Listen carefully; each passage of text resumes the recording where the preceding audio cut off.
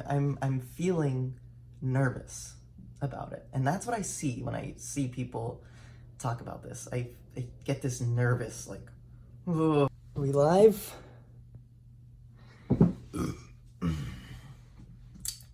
Hey, how's it going, bros?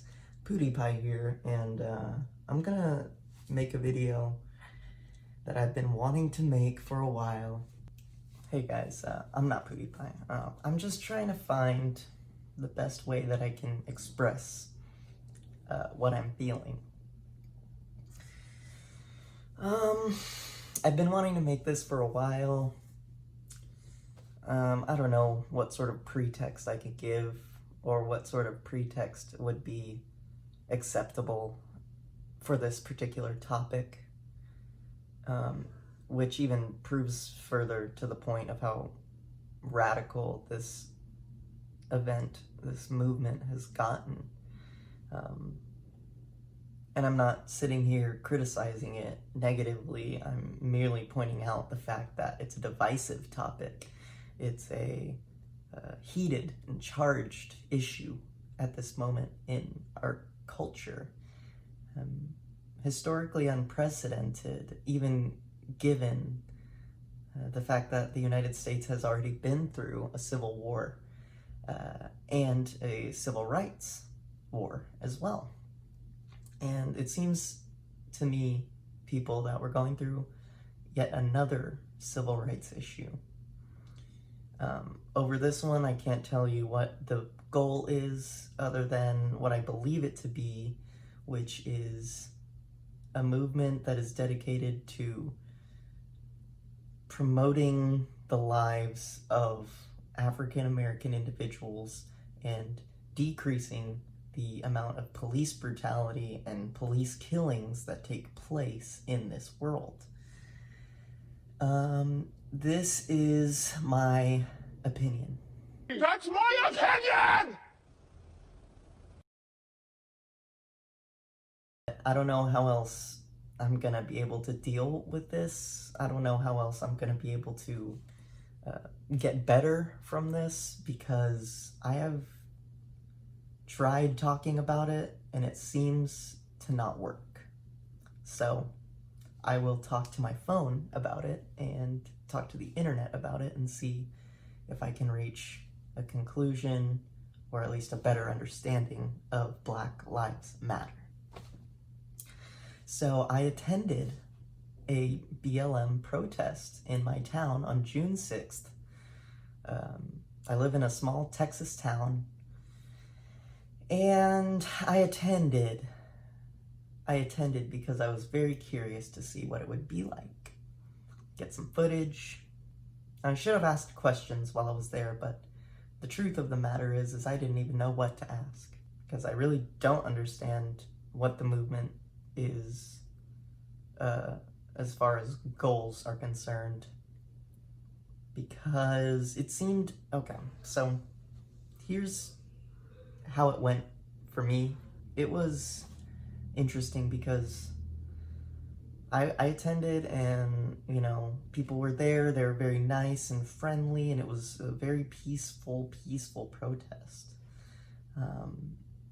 And what they did is they marched from, I mean, you could call it 10 miles plus. They marched probably over 10 miles from one location in the town to the town hall. And they marched on a hot June day in Texas, which is remarkable because it was very hot and most likely a very difficult task to achieve. So they got back and they explained that whenever you felt like you couldn't breathe, that's how George Floyd felt. And so it was sort of a representation of the brutality of the issue, and to sort of put yourself in the shoes of the suffering. Now, here's some observations that I took from being there. Mostly white people, which isn't good or bad. I'm just observing mostly white people There were some black people. And they just started chanting, you know, Black Lives Matter, hands up, don't shoot, no justice, no peace. And it seemed disingenuous to me because my town is not the type of town that is infested with crime as much as New York City or maybe San Diego or Los Angeles or something like that.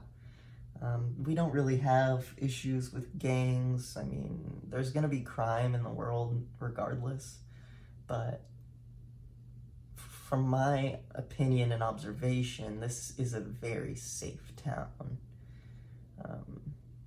So I don't know.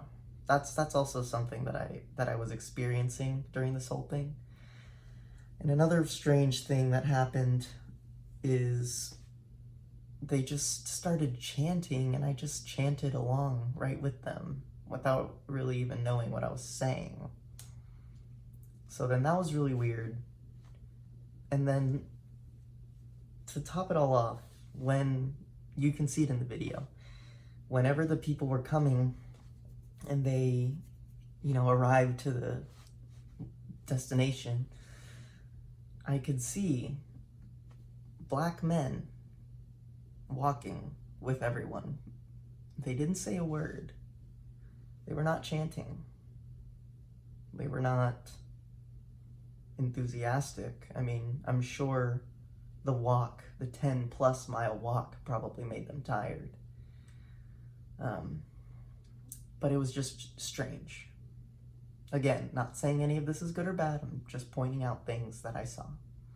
Which it doesn't matter. I don't have to explain myself to you. You're my phone. You're my YouTube audience. I don't give a shit. If you don't like what I'm saying, you can comment on the video, I guess. We can deal with it that way because I observed the fact that this movement is false. This movement is disingenuous. It's useless. It's nothing more than social media propping up political goals and using black people as pawns to uphold this idea, this economic sort of turn and this certain political identity. So it's very strange to even be saying these things, even to just my phone or my YouTube audience, because I've had dialogue about this before, and it always seems to go south. The dialogue is not productive. It is in fact divisive, which is problematic for me because if we as a society are to make progressive changes and really stick to them, we need to be able to have conversation that is not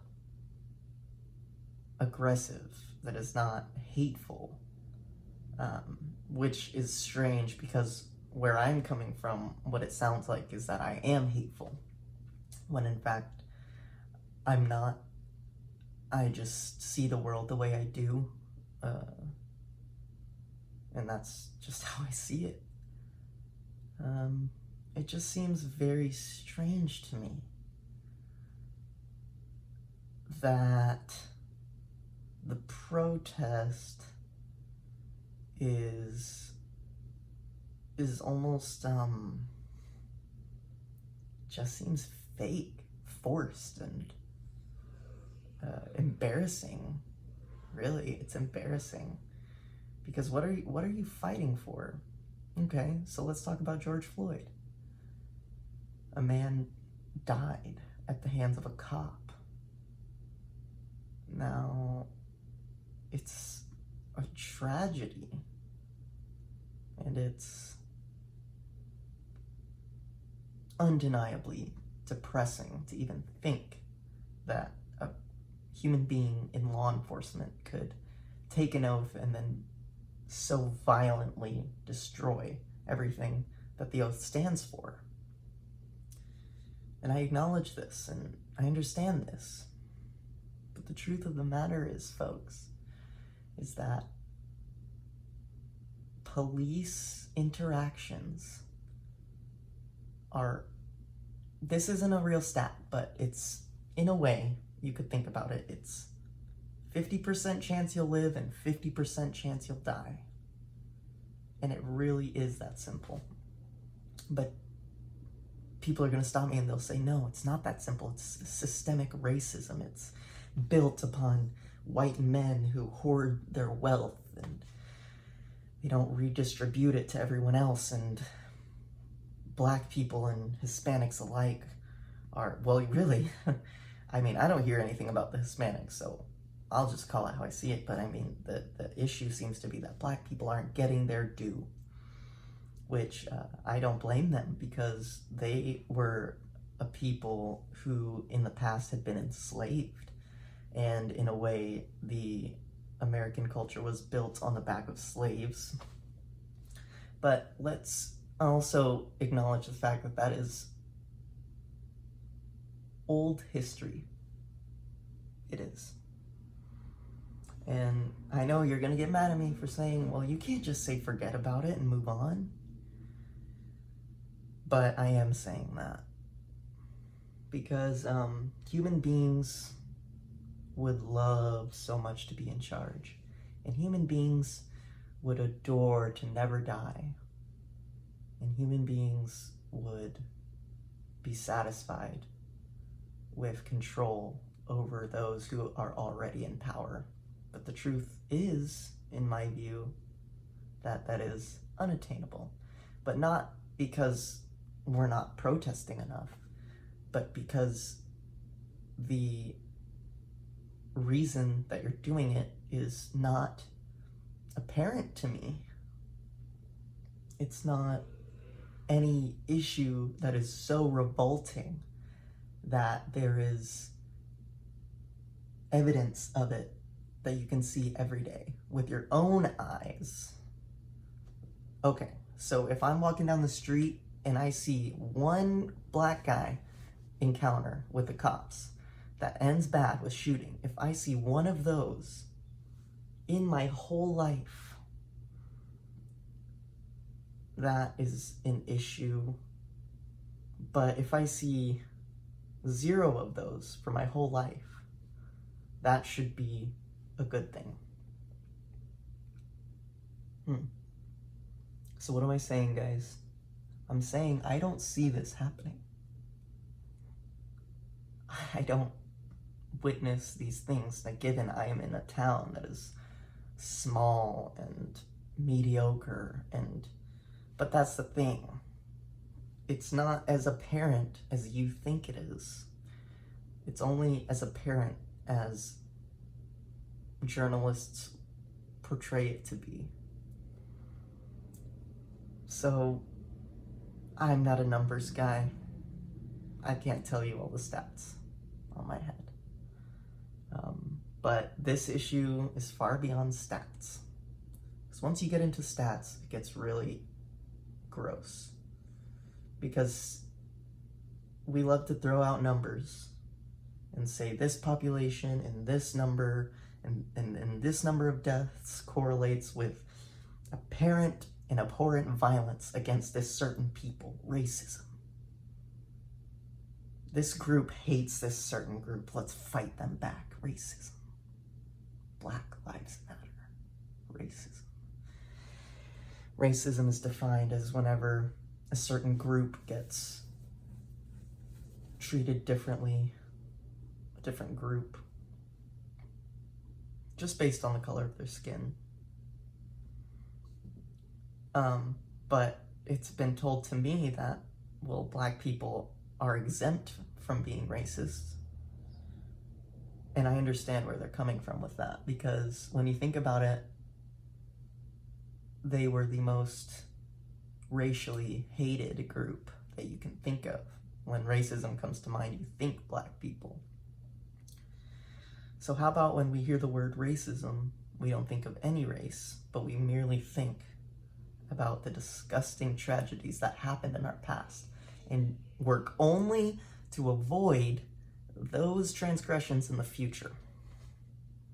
I'm saying things that sound good on paper, but then you'll ask me, how?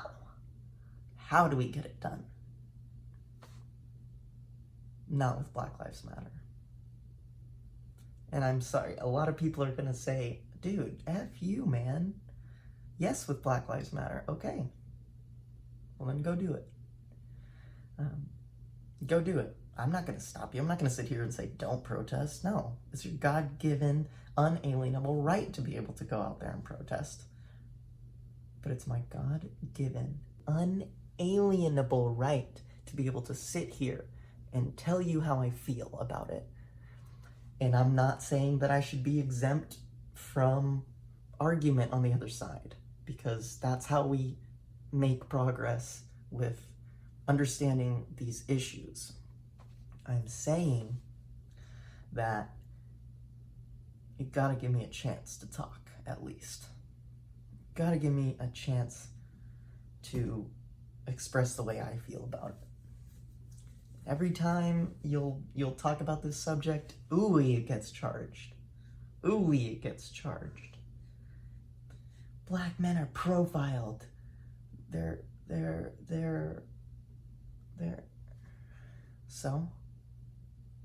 Yeah, black men are profiled. That's because whenever the cops respond to a call, it's usually the suspect in question is a black guy. That's not fact, but I mean, given the numbers, it must be, because, I mean, it's there. So what? Is the cop gonna say, oh, he's black, turn around? I mean, it's their job to enforce the law. So if people are calling the cops saying, I need help, like, that's the problem. Because if you can't, just think about how funny that would be. Like, somebody's robbing you, or let's not go there, but somebody looks suspicious. We can't even go there, because everything is divisive. So let me go back a little bit. Say that someone calls the cops and they need help, and the operator says, okay, what does he look like? He's tall. All right, what skin color is he? He's you know what? Yeah, I have insurance. We'll call it. You're good. Sir, no, we need to respond. Yep, call it. We're good. I'll take the L. I have insurance. Sir, hello, no, we have to respond. Hey, dude, trust me, you don't want to hear this one. That's my issue. Is whenever, if this thing gets crazier, if this thing gets bigger, and it gets to the point where legislation is changed and redirected to uphold the standards of this so-called Black Lives Matter movement, then I think we're in for an economic downturn of the worst kind, because these views are rooted in, I don't want to say Marxist thinking, but when you think about what Karl Marx was talking about during his time, it really does relate. So let's talk about Karl Marx then. He was pretty much the inventor of communism, Marxism you could call it. It's when the people control what is, who is working, who gets paid. They all try to get paid the same and work the same type of jobs and have the same amount of free time and have the same amount of rights. But ultimately, what it comes down to for communism, in my view, as I understand it, is letting unqualified, if you could call them that, unexperienced people put in the positions of leadership based on their little knowledge about how society actually works. Okay, so then what's wrong with the capitalist system? Plenty of things. I mean, capitalism is shaky. It's not stable. So then I guess the reaction would be, we want a stable society. We want something that will be consistent, something that will be peaceful, and it's not crazy, and it's not, I mean, it's fair to say that that is not the reality of our world as we know it. Because people will die at some point, whether they get shot or whether they pass of old age. People will be mistreated, whether that's by the color of their skin or by the content of their character. People will be wrongfully arrested, wrongfully killed. These dialogues will get heated, and people will ultimately never understand each other completely.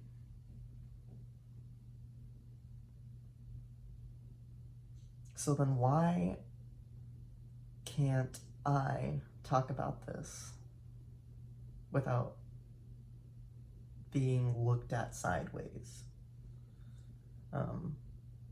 Man, something funny about the video that I observed, this is getting way too long, but I think with this discussion it has to be a long form, and so thank you for sticking around if you have.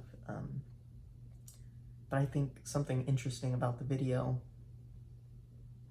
is at the end, and I actually know this person, so I'm not putting her down or, you know, wanting to say that she was wrong for attending and saying what she said, but this person stood up and she was saying, you know, this is basically like what it feels like to be George Floyd, you know, because you're walking, you know, a long distance and it's hot.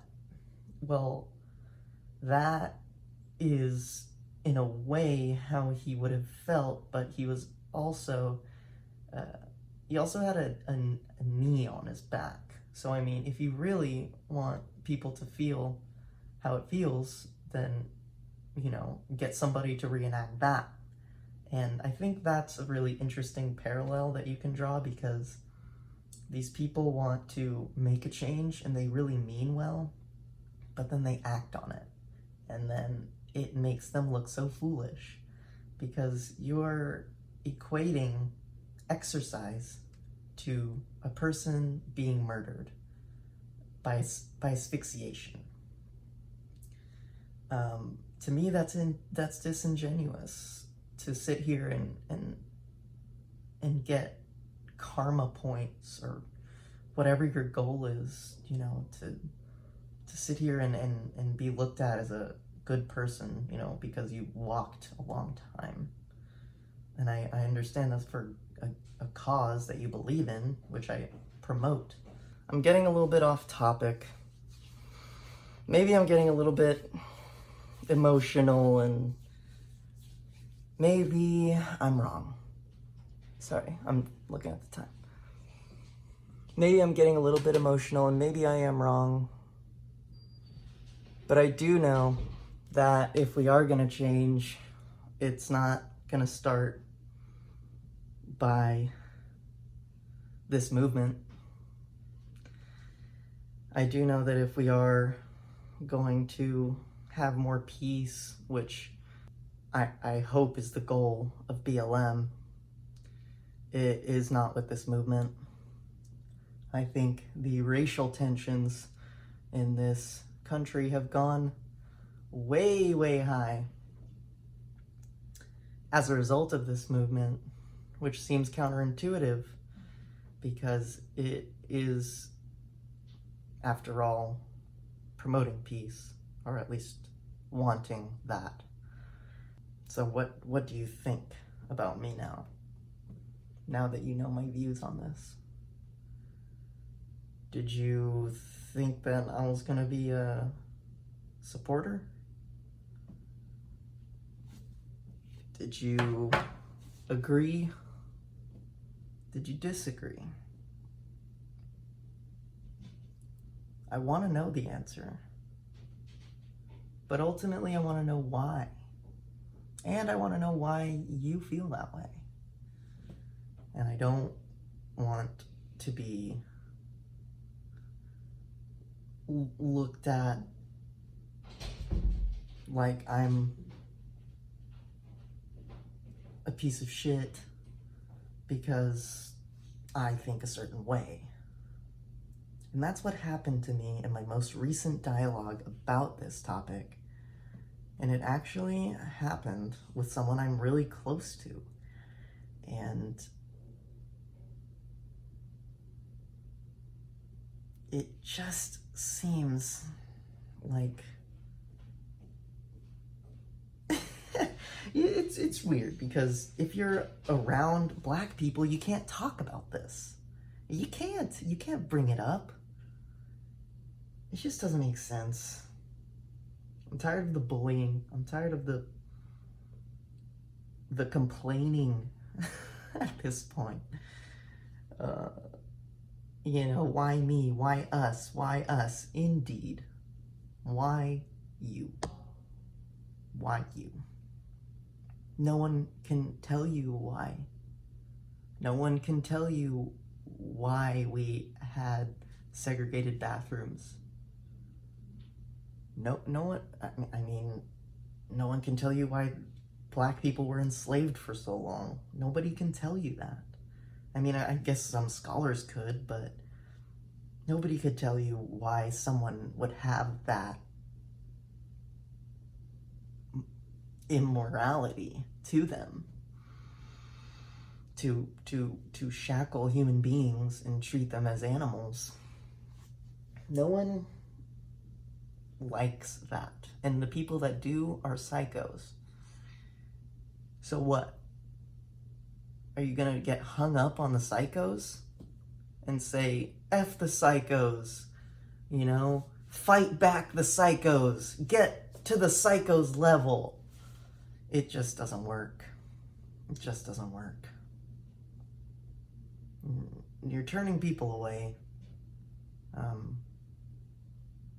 You're not helping your cause.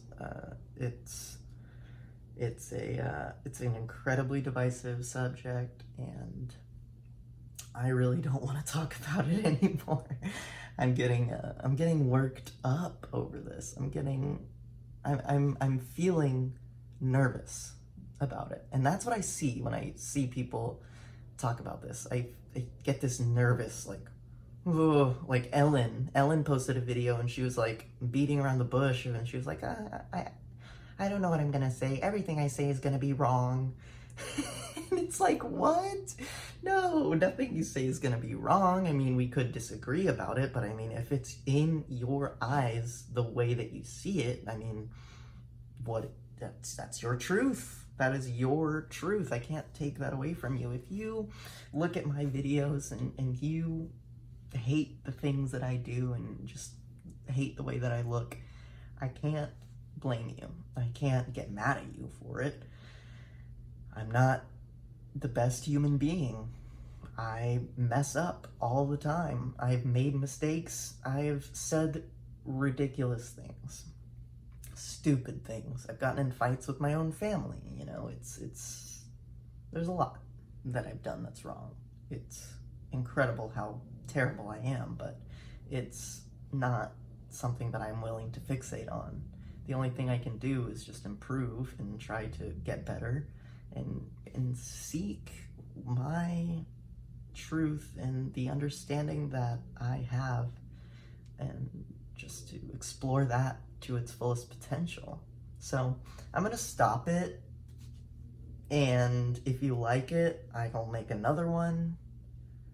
Maybe I'll write an essay about it, and that way it can be more structured and organized for palatability reasons. Oh, guys. But I will say this.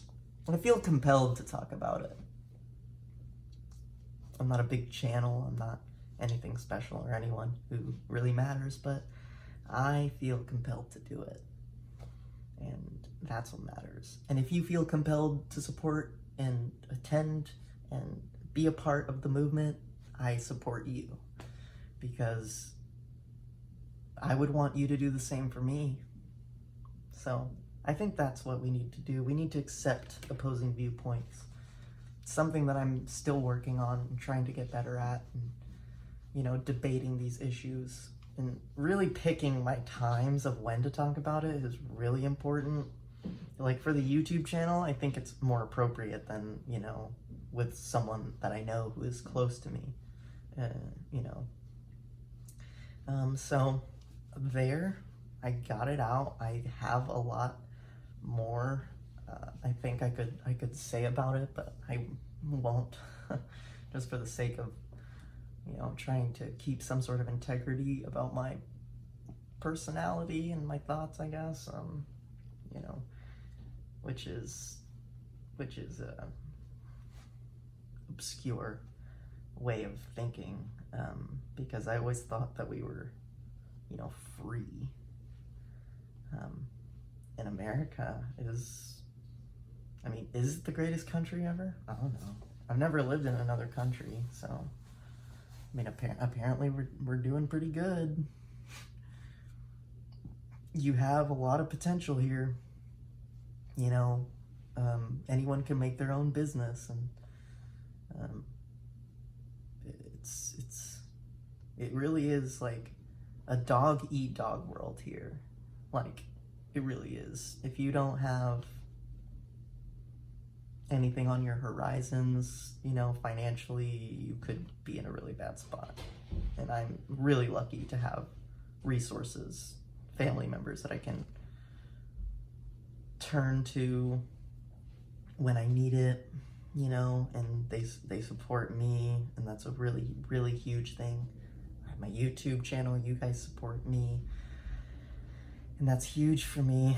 And I just want the best life for everyone, and I also want my opinions on YouTube, I guess, for whatever reason. I don't know. All in all, though, I hope you liked it. I hope that you found value to the things that I've been saying, and I hope that in response you can make a video of your own and tell anyone who's willing to hear it about what you think of the issues today in the world, because it's really important to talk about it, to not be shut down, you know. It's really important. So thank you for watching.